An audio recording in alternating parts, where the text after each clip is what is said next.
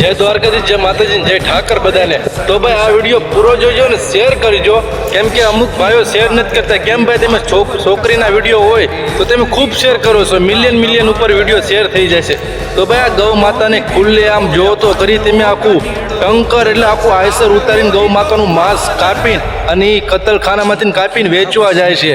તો ભાઈ તમને જરા પણ શરમ નથી આવતી વિડીયો શેર કરતા? અને બધા ભાઈનું એટલું જ કરજો કે આ બને એટલો વિડીયો શેર કરજો અને બધા તક પહોંચાડજો. અને સરકારનું એટલું જ કહું છું, આમાં તમને કમિશન મળે છે કાંઈ? આમાં તમને પૈસા મળે છે? તો ગૌ માતાને તમે ન્યાય નથી અપાવતા, ગૌ માતા માટે તમે કાંઈ બોલતા નથી, લડતા નથી. બાકી તમે એમ કહો વોટિંગ આવે ત્યારે કે અમને વોટ આપજો, ભાજપને આપજો, કોંગ્રેસને આપજો. અત્યારે બધા ક્યાં વહી જાઓ છો તમે? આવો ગૌ માતાને ખુલ્લે આમ તમે ખટારે ગૌ માતાના માંસ કાપીને કતલખાનામાંથી લાવીને વેચે છે ગામો ગામ ને શહેરે. તો બધા મારા કટ્ટર હિન્દુને એટલું જ કહું છું, તમે છોકરીના વિડીયો તો ફટફટ શેર કરી નાખો છો. આવા વિડીયો શેર કરો ને, આવા ભોળવાને પકડાવો ને.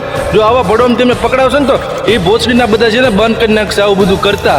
તો આ બને એટલો વિડીયો શેર કરજો અને બધા તક પહોંચાડજો આ વિડીયો. જો કટ્ટર હિન્દુ હોય ને તો જ શેર કરજો. અને જો વિડીયો શેર ન કરે એને જય શ્રી રામના આમ છે અને બજરંગ બલીના આમ છે, બધાને માતાજીના આમ છે. આ બધાને પકડવાના છે ગમે એમ કરી.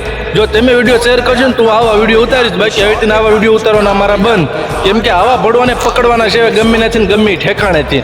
બાકી બધાને જય દ્વારકાધીશ, જય ઠાકરને, જય માતાજી. બને એટલો વિડીયો શેર કરી દેજો ને કોમેન્ટમાં જય શ્રી રામ લખવાનું ભૂલતા નહીં. ઓ